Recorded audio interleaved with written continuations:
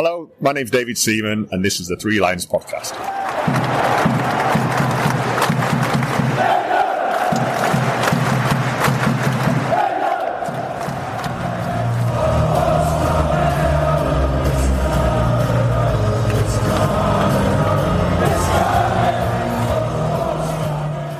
Hello and welcome to the Three Lions Podcast. My name is Russell Osborne and this is an independent England football supporters podcast. I hope I find you well. I hope you've found some of the recent episodes of interest. Don't forget, they are all available at your podcast provider of choice or threelionspodcast.com. Now, I know earlier in the year I'd done a Valentine's episode. It was just a bit of fun. But I was taking a look at the calendar a while back and I saw that Halloween was approaching. I have to say, it's not something I'd usually celebrate. But I thought, well, let's make an exception. I saw that it falls on a Thursday, the day I generally release episodes. So that's the way my mind works. How can I shoehorn in an episode about it? And here we are. I'm not sure if I actually found out what I was originally looking for on the calendar. Can't have been that important. Before I crack on with this episode, just a quick reminder that you can follow the show on social media. Just search Three Lions Podcasts on the likes of Twitter, Facebook, Instagram. Always happy to have a chat. Or you can email as well, threelionspodcast@gmail.com. And also, if you'd like to support the show, there is the Ko-fi account. All goes towards the monthly hosting of it. I upload the podcast to a podcast server provider who then push it out to the likes of iTunes, YouTube, Spotify, basically wherever you consume it. That costs me a monthly fee. I like it. The podcast is a hobby, but should you want to contribute to it in any way, I would be more than grateful. Just head to ko-fi.com/Three Lions Podcast. ko-fi.com/Three Lions Podcast. Right, let's see if I can find some spooky music. Basically, if you say Halloween to someone, chances are they'll think of the Americanized trick or treat that's turned into the over-commercialised day for supermarkets to sell any old rubbish for, basically. However, depending on what you read, it's a day that goes back to the 6th century, when I'm pretty sure Tesco and the like weren't selling plastic skeletons or rubber sweets, calling them candy. It's also known as All Hallows Eve or All Saints Eve. Basically, it's a Christian or pagan celebration to remember the dead, including saints or martyrs. So there we are. I mean, how am I going to make an episode out of this? Well, let's start with football-related birthdays. And I'd have to say there are a couple of good ones. There's a couple England-related. Let's start with Marcus Rashford. Happy birthday to all of them, by the way. Born this day, 1997, in Wythenshawe, in Greater Manchester. Now, after appearances for England at under 16, under 18, under 20s, he made his senior England debut on the 29th of May 2016 against Australia at Sunderland's Stadium of Light. And 2 minutes in, he's joined a select club of scoring on their debut. Rashford, Sterling England have got plenty of pace. Oh my goodness! Marcus Rashford. Inside 2.5 minutes, the dream continues for the teenager. The ball comes into him, plays it just round the corner. Just stands still to start with, but the ball falls really nice for him, and with his laces he hits right through the back of the ball. It's good technique from him. There's the link-up play. He's looking for the cutback, but it comes off the defender. It's hardly a straightforward chance, is it, taking it on the volley? Gets it absolutely right. keeps it down, hits through the back of the ball, beats the goalkeeper at the near post. What a start for the youngster, and what another good start for England. Rashford, a player to this day, has won 60 England caps and scored 17 goals. 3 of those at the Qatar World Cup. You could say it's maybe not the best return for 60 England caps. He looked to be a real prospect, both for England and his club, Manchester United. But his form seems to have sort of spiralled away. He's not played for England since coming on as a 74th minute substitute against Brazil earlier this year. He wasn't selected for the summer's Euro squad for Germany. As I say, he's now 27 years old, and I've said it before, perhaps it's time for him to leave Old Trafford. Get his career and his England career back on track. He's still got plenty of time. Now, there's one other player, England related, that shares their birthday with Marcus Rashford today. Being an England goalkeeper can be a frustrating position, especially if you're not the regular number one. I mean, think currently. Aaron Ramsdale, Nick Pope, Dean Henderson, they're all waiting for Jordan Pickford to slip up. But with 70-odd caps to his name, it is a waiting game. Of course, Peter Shilton, England's most capped senior player, held off competition from Chris Woods. And back in the mid-90s, Nigel Martyn and Tim Flowers, well, they were generally behind David Seaman. Also, another keeper of that time was Ian Walker. Born this day, 1971, makes him 53 today. Son of former Norwich and Everton manager Mike Walker, who incidentally was born in Wales and played 4 times for their under-23 side, he too as a goalkeeper. But back to his son, Ian. He was between the sticks for Tottenham at the time. He'd also go on to play for Leicester City. He only won 4 caps for England. 3 of those came as a substitute, his first being back in 1996. But his most famous or infamous moment, depending on what way you look at it, came in his 3rd cap, Italy at home in 1997. David Seaman had pulled out injured. It was a World Cup qualifier at Wembley. England lost 1-0, courtesy of a goal from Gianfranco Zola. England's turn to trade space. Costa Curta, it's a terrific ball, controlled by Zola! A magnificent goal for Italy. Zola got free, pulled the ball down with real aplomb and thrashed it past Walker. With 19 minutes gone. Well, that's poor defending from England. That ball travelled some 40, 50 yards.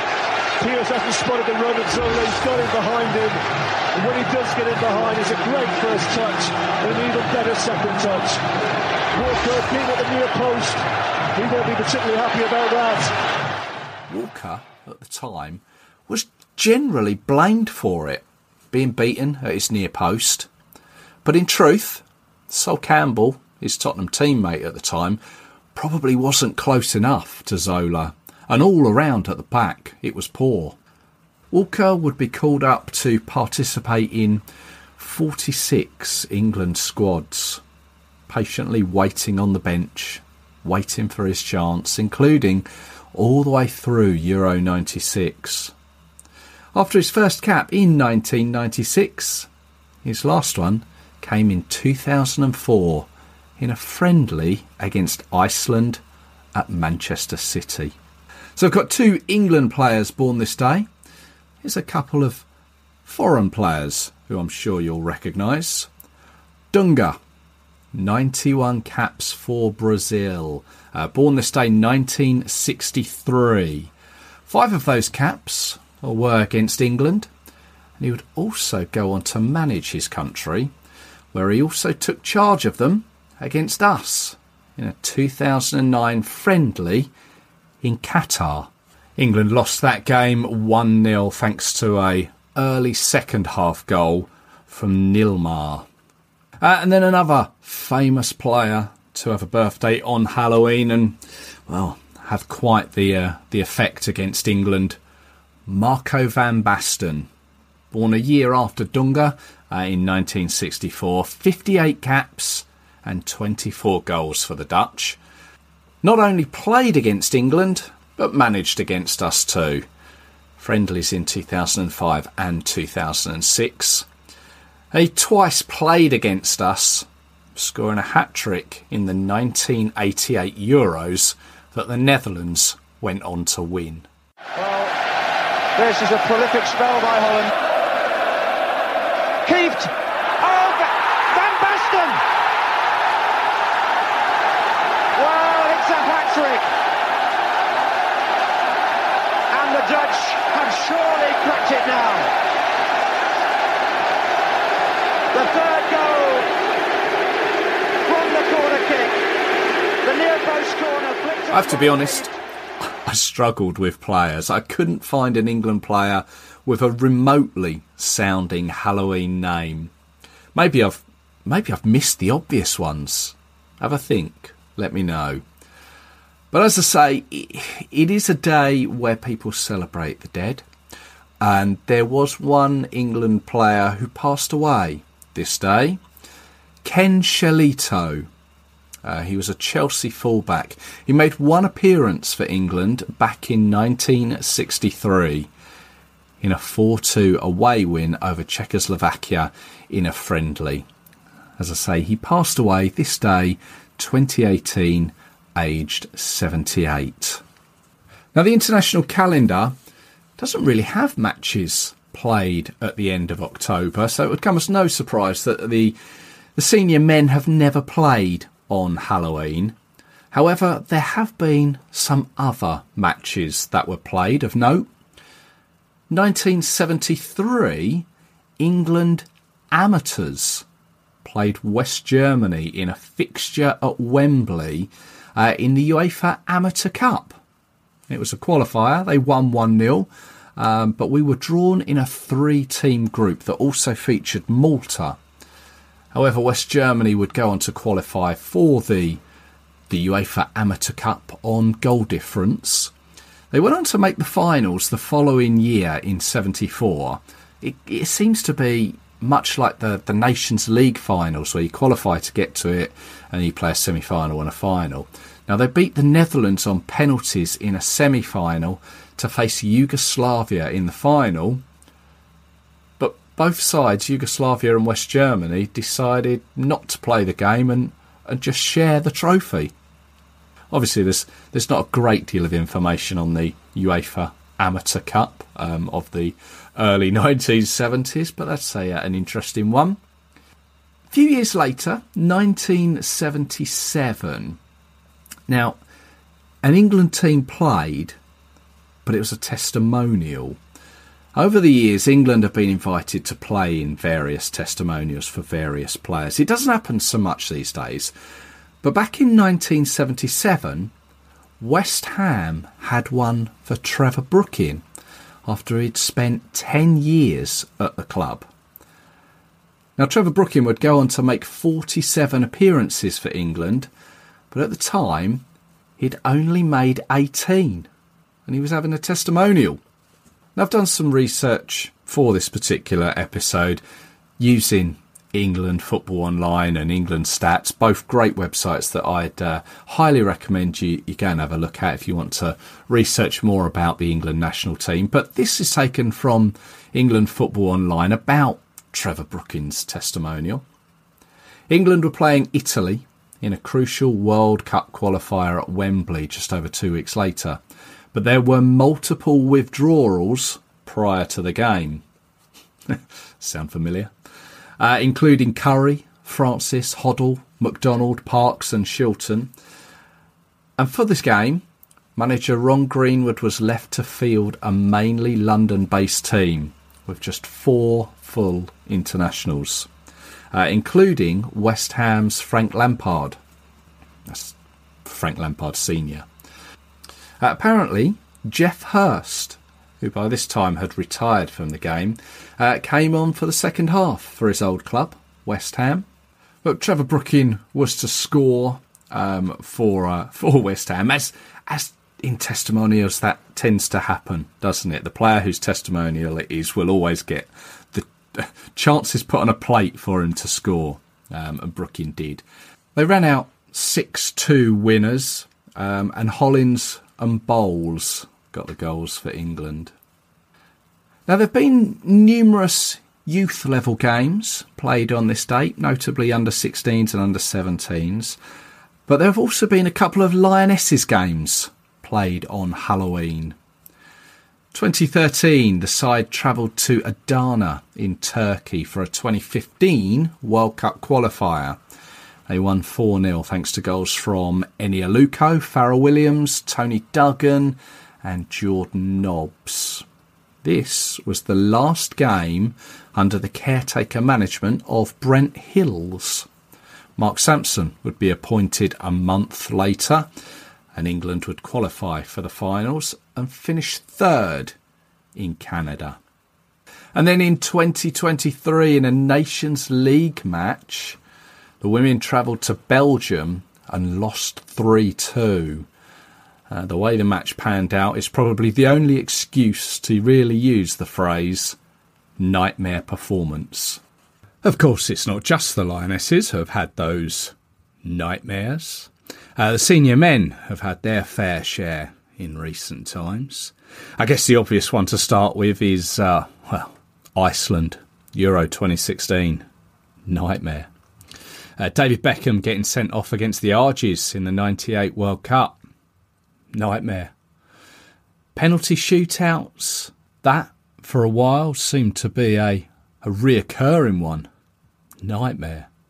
Frank Lampard's shot against Germany in the South Africa World Cup clearly crossed the line, wasn't given. Absolute nightmare, that one.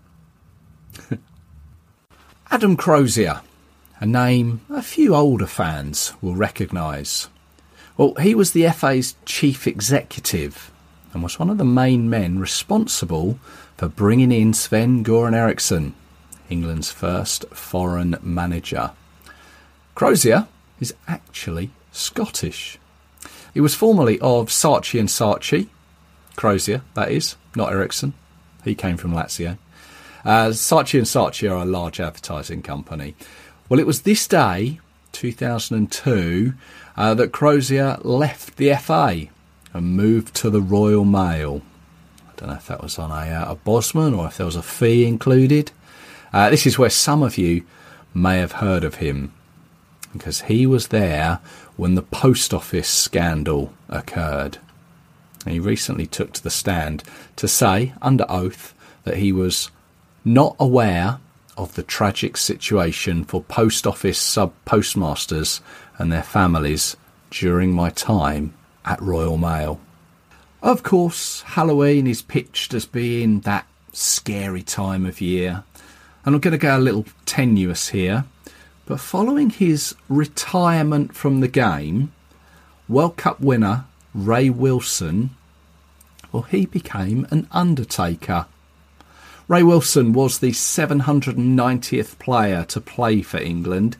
He won 63 caps as our left back, and he played mainly for Huddersfield Town and Everton. Now, he made his debut for England in 1960 against Scotland and was an ever-present throughout our 66 winning World Cup campaign. And he made his final appearance in 1968 against the USSR in Rome in a Euro 1968 third-place playoff match. But shortly after that, he would suffer a knee injury that would end his career. And unlike many of his peers, who either stayed in the game or took on pubs, he began an undertaker's business in Huddersfield with his father-in-law, which he ran until 1997. Don't hear of many ex-footballers these days doing that, do you? He was diagnosed with Alzheimer's disease in 2004, possibly brought on by the heading of the old heavier balls used in his day. And sadly, he passed away from it in May 2018. But he remains one of a select group of players to have won a trophy for England. So there we have it, the Halloween episode. Whether you celebrate it or not, whether you lock the door and hide behind the sofa, or embrace it all by watching a scary movie, it's your call. I'll leave it there. Thank you very much for listening. As we move into November, England's men round off their Nations League campaign with a home match against the Republic of Ireland, followed by a trip to Athens to face Greece. I'll be having a preview to those games at some point soon, so stay subscribed and you'll not miss it. So until then, take care of yourselves. Cheers.